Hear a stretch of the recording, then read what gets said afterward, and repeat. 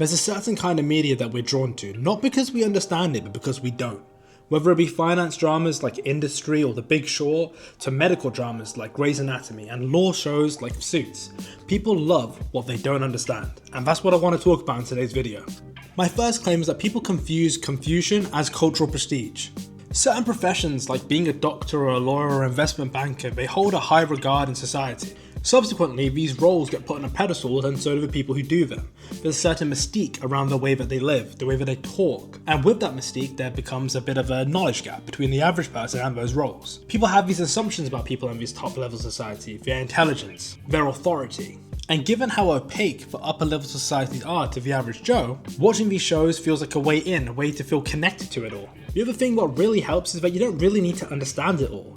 Amongst all the medical jargon in Grey's Anatomy and all the legal jargon in Suits, the average person will understand the odd thing here and there, and maybe they'll look it up and find it to be true. That's obviously a great feeling to that person because they feel like, oh, maybe you know what, they do understand parts of this mystique, this opaque world. Feeling confused feels like you're engaging with something serious, and that's what these shows and this type of drama allows people to feel. My next claim is around the illusion of competence. Depending on how good the acting performances are, you forget that these are actors, these are not real people. Just because people talk fast doesn't mean that they're actually very smart, and that's something what people often confuse, not just in media and movies, but in life more generally. That's something great what these types of shows do in intense dialogue. Whether it be crazy scenes of people arguing on a trading floor, or high-stake legal debates in court. The nature of this fast dialogue, it allows people to get away with not really understanding what's going on because everything is happening so fast for so much stimulus. You're just going to get onto the next scene when it's done and be like, whew, that was a big argument, that was intense. So people sometimes walk away from watching shows like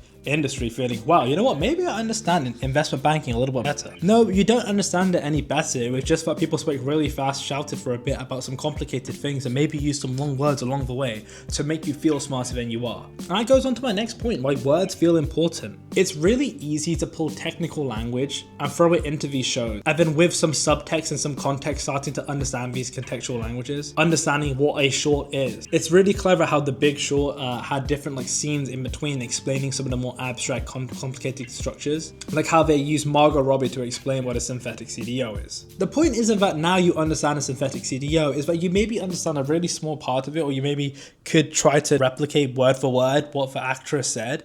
You don't understand it, but you've heard it enough times through various different clips that now you feel like you do, and now you feel like you understand this really complicated structure, and that feeling, that rewarding feeling, now, oh, you know what, now I understand something super complicated. It's an adrenaline boost, it's an ego boost, and I think that these writers are playing on the viewers' egos to get them more into it. Now, this might come across like I'm trying to insult the average viewer. I'm absolutely not, because in fact, I'm one of the very silly people who was so inspired by these finance, legal, and drama shows that I went ahead and got a legal degree. There's nothing wrong from feeling inspired and kind of deluding yourself a little bit into feeling like you're on the same wavelength that these actors are playing in shows like Suits. I know I'm not Harvey Specter, but yeah, I want to feel like I am. Ultimately, people don't watch these shows because they are going to learn how to be a lawyer, a doctor, or a banker through them. They watch it to feel intelligent, they watch it to feel capable, and they watch it to feel like a bit of a better version of themselves. They want to feel closer to the upper tiers of society. They want to feel connected to something that is so opaque more generally. There's nothing wrong with that. It's playing into what this generation is doing already. The performative era. Everybody is being performative and showing off a lifestyle which they're really not.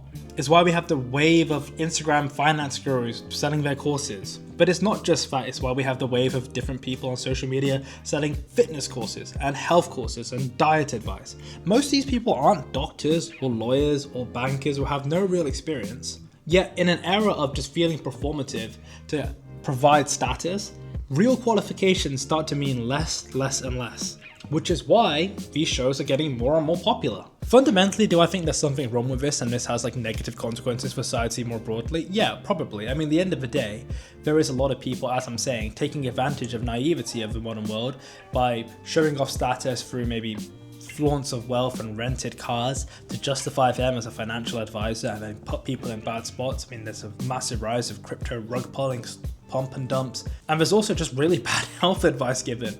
Now, there are professionals, whether they be YouTubers and TikToks, who are actual professionals trying to get good advice and cut through all that noise. So I do think that status, like actual status, is important. Actual qualifications are important. What this video is really trying to talk about is, why do we feel so drawn to it? We feel drawn to it because that's all society is right now. It's all a game to feel like a higher social status than you actually are. And watching these shows might not give you an education on how to become a lawyer, but it will give you an education on maybe how to slightly talk like one, or maybe how to start dressing like one. And the same goes for everything else.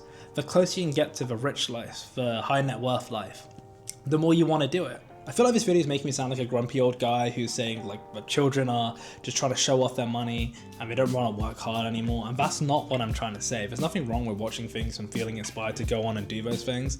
I just think it can be a bit dangerous when other people see the appeal of this, the psychology behind it, the psychology of people wanting to feel bigger and better and feel like a higher social status and profit off it. It's dangerous, and it probably should get regulated a little bit more. And I don't think it would be that hard for social media companies like YouTube or Instagram, where if you offer financial advice, have an AI check through that, is that video offering financial advice, yes or no? And then you have to, as the creator, input a qualification. And if that qualification feels appropriate to advise it, then go ahead and do it. There's simple fixes that can be done. And I'm not saying that TV now has to do the same thing, because TV is art, movies are art, and they can be pure inspiration. And that should be kept as such, because man, some of those movies are absolute works of art. Arbitrage, legendary. Margin Call, legendary. Big Short, legendary. They're great movies. They should keep doing their thing. Let's just try and button up those fake gurus online. Anyways, if you enjoyed this video, you found it interesting at all, please give it a like, please subscribe. On to the next one.